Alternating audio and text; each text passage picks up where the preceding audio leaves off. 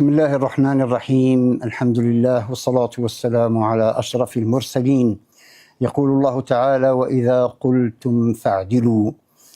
تتابع جمعية العلماء المسلمين الجزائريين باهتمام بالغ ورصد دقيق للجدل القائم حول الترتيبات البيداغوجية الجديدة للموسم الدراسي 2026-2027، وإذ لا تنزل الجمعية إلى تفاصيل السجال إلا أنها تذكر انطلاقا من واجبها الوطني والقيمي، تذكر بالأصول التي نسجت من خلالها قيم الجزائريين بعد ثورة سقيت بدماء الشهداء ومداد العلماء، لتكون الجزائر دولة مستقلة ديمقراطية ذات سيادة في إطار المبادئ الإسلامية.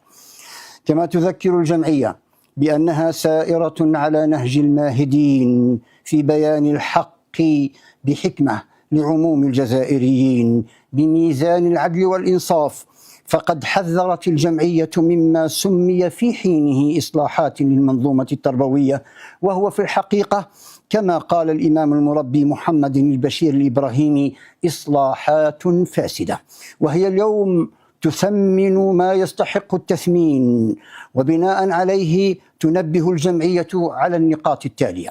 أولا، تحذر الجمعية من الفجور عند المخالفة وإبداء الرأي، وتنوه بأن نصف الخصومة الحاصلة سببها الاجتزاء والاقتطاع من السياق العام وعدم التثبت من التصريحات الرسمية. والملاحظ أن أصواتا شاذة تحسن الصياح ولا تحسن البرهنة قد جعلوا من الشائعة حجة ومن الحجة تهمة، ففتحوا بذلك المجال للسفهاء طاعنين في خير البشرية صلى الله عليه وسلم. ثانيا، الاختلاف في البيداغوجيا اختلاف اجتهاد لا اختلاف ملة وقيم، فلا يصح اتهام أحد في وطنيته وكفاءته لأنه رأى في لغة ما منفعة تعليمية، ولا يوصم بالتطرف من انتصر لهويته.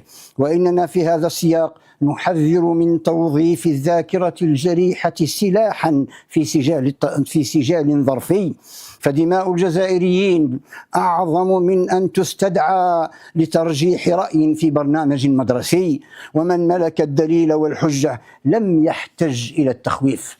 ثالثا، ديننا الحنيف دين حجة وبرهان، غير أن العقل الناقد لا يصنع بوجود مادة في جدول التوقيت، وإنما بجودة من يدرس وصدق ما يدرس أو صدق ما يدرس.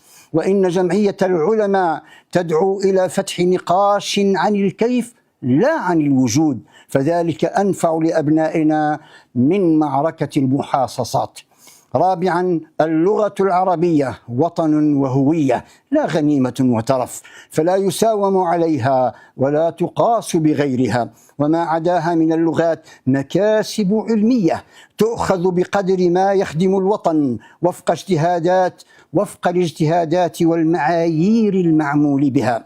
فمن جعل لغة الأجنبي عنوانا للتحضر ظلم العلم، ومن جعل تعلمها تهمة في الوطنية ظلم العدل، وكلا الظلمين مذموم.